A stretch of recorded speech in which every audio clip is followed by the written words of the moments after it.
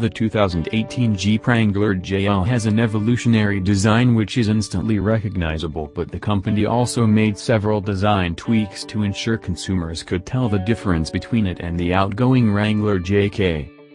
One of the more noticeable styling changes is the addition of front fender vents. While these are typically added for engine cooling or styling purposes, the vents serve a unique function on the latest Wrangler. According to Fox News, the vents were added to the vehicle to eliminate the hood flutter from previous models. When older Wranglers were traveling at high speeds, air would enter the grille and build up pressure underneath the hood. This would cause the hood to bounce and vibrate, which is annoying to say the least. The front fender vents eliminate this problem as they allow air to easily exit the engine compartment.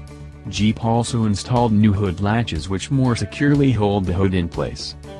The 2018 Wrangler starts at $26,995 and features a 3.6-liter V6 engine which produces 285 horsepower, 212 kilowatts, and 260 pounds-to-foot, 352 Newton-meters, of torque.